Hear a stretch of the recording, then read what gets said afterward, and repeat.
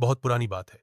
एक राज्य में रत्नसेन नामक राजा राज्य करता था। राज्य का राज्य दूर दूर तक फैला था और उसकी प्रजा भी बहुत सुखी थी।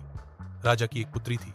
राजकुमारी को हमेशा एक डर सताता था कि कोई शाकाल नाम का राक्षस उसका अपहरण कर लेगा। राजकुमारी के इस डर के कारण राजा ने राजकुमारी के महल में सैनिकों का बहुत बड़ा पहरा लगा दिया। एक दिन की बात है, एक राक्षस छुपता छुपाता राजकुमारी के कक्ष में पहुंच गया और एक कोने में दुबक कर बैठकर राजकुमारी की बात सुनने लगा। राजकुमारी अपनी सहेली से कह रही थी, यह दुष्ट शाकाल मुझे बहुत परेशान करता है, इसका कुछ ना कुछ इलाज करना जरूरी है। राजकुमारी की बात सुनकर महल में छुपा राक्षस समझ गया कि राजकुमारी किसी बड़े दैत्य या राक्षस की बात कर रही है। शायद यह राक्षस उससे भी बड़ा है। किसी न किसी तरह इस राक्षस की शक्ति के बारे में जानकारी लेना चाहिए। इतना सोचकर वह राक्षस घोड़े का रूप धारण कर अश्वशाला में जाकर छुप गया। उसी रात एक चोर घोड़ा चुराने की नीयत से अश्वशाला में घुस आया। चोर ने अश्वशाला में सभी घोड़ों का निरीक्षण किया। सभी घोड़ों में उसे अश्वरूपी राक्षस ही सबसे हट्टा कट्टा और सुंदर दिखलाई दिया। वह घोड़े को चोरी करने की नीयत से उसकी पीठ पर चढ़ गया और उसकी लगाम अपने हाथ में ले ली। अश्वरूपी राक्षस समझा कि यह अवश्य ही शाकाल राक्षस है जो मेरी हत्या करने की नीयत से मेरी पीठ पर चढ़ गया है। अश्वरूपी राक्षस ने अपना रूप बदलने की कोशिश की, किंतु उसकी लगाम चोर के हाथ में होने के कारण वह अपना रूप नहीं बदल सका। चोर के हाथ से चाबुक खाते ही अश्वरूपी राक्षस दौड़ने लगा।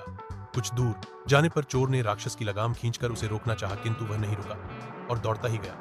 चोर को शंका हुई कि यह घोड़ा नहीं, अवश्य कोई राक्षस है जो मुझे मारने के लिए आगे ले जा रहा है। यह आगे जाकर अवश्य मुझे गिरा देगा और मारकर खा जाएगा। अश्वरूपी राक्षस दौड़ते दौड़ते एक विशाल वृक्ष के नीचे से गुजरा। चोर उस वृक्ष की शाखा पकड़कर लटक गया और अश्वरूपी राक्षस पे के नीचे से गुजर गया। जिस वृक्ष की शाखा पर चोर था, उसके ऊपर की ही शाखा पर एक बंदर बैठा हुआ था। बंदर अश्वरूपी राक्षस का मित्र था।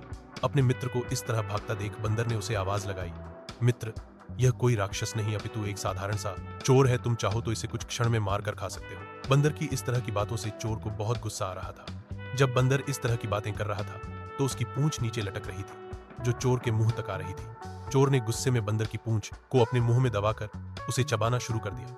बंदर को दर्द तो बहुत हो रहा था, किंतु अपने मित्र राक्षस के सामने चोर की शक्ति को कम दर्शाने के लिए बहुत चुपचाप वहीं बैठा रहा। किंतु बंदर के चेहरे से उसकी पीड़ा स्पष्ट दिखाई दे रही थी। बंदर की यह हालत देखकर उसका मित्र राक्षस उसके समीप आया और बोला, मित्र, तुम कुछ भी कहो, लेकिन तुम्हारे चेहरे के हाव भाव स्पष्ट बतला रहे हैं कि इस भयानक शाकाल राक्षस से तुम्हें बहुत डर लग रहा है।